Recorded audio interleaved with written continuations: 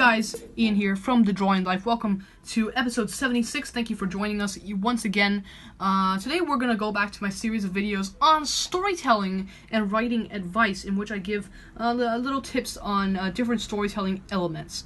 And today we're going to learn about the 3-act structure, what it is, and an example of it. We're going to analyze something that I will talk more about that later. But for now, I would just like to say that it will be helpful if you don't want to miss any more of our future videos. Please hit that subscribe button and turn on the notification bell so you won't miss any of our videos. All right, let's jump straight into it.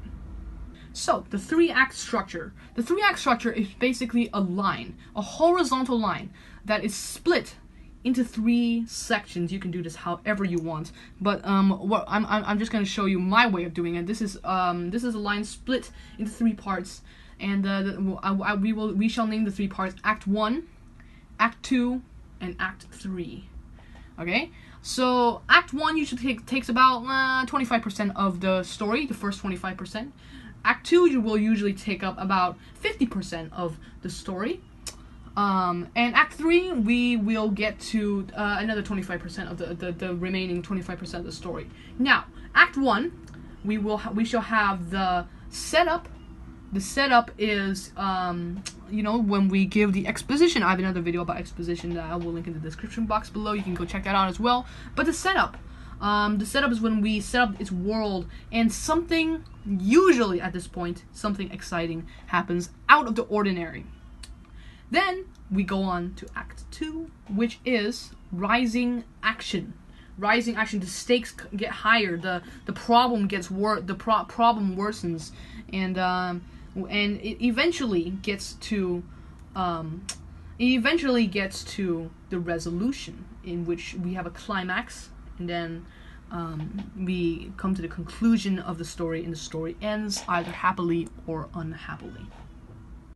Now, this example has been used, the example I just showed you of the 3-act structure has been used by Hollywood for many years, but over these years, it has become so famous that not just Hollywood does it, but literature, just anybody who wants to, who could create a story would use this. I mean, in the old days it was just for movies, but now everybody uses it for just basic storytelling, because it's such a great way of outlining your story. I will talk a little bit about how everything fits in at this point, at some point in the video. But I just want to say that today we're not going to be using the literature or anything. Although after watching this video, you may have an idea of how everything works, and you can go study other literature and you can fit them into this structure. But I've picked a movie for today's analyzation, this essay about the 3-act structure, and I've picked Spider-Man: Homecoming, one of my favorite Marvel movies, and we'll see how all those scenes from the movie fit into the 3-act structure.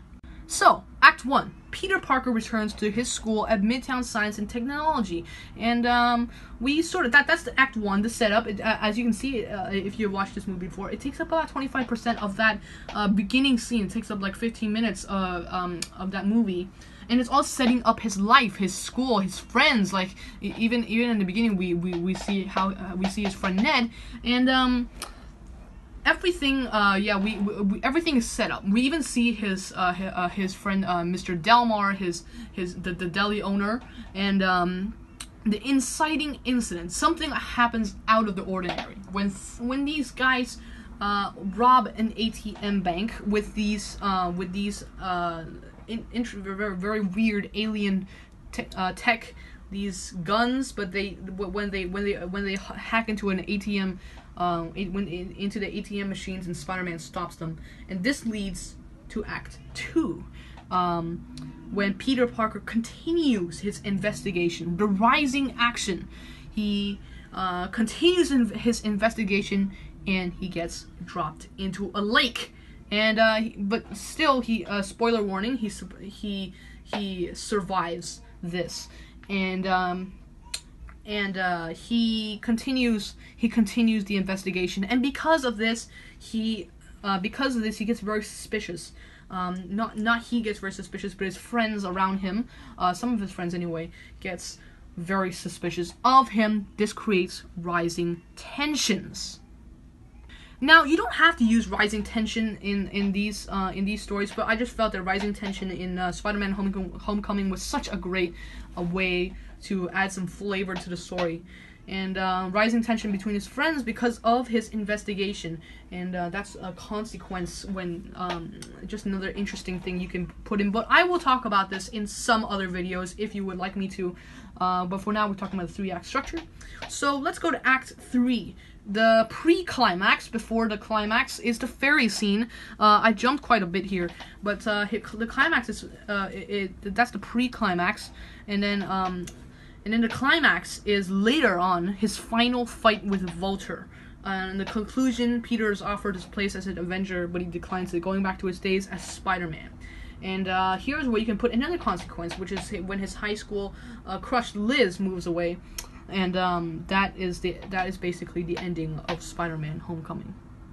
Hey guys, Ian from The Drawing Life here. Thank you for watching this video. I really hope you found it helpful in terms of learning about the 3-act structure. I hope you learned something new, and I hope you found my little essay here helpful. I have a recommended video over there, and you can subscribe up there. And I want to thank all of you for watching this video. We'll always be back with another one next time.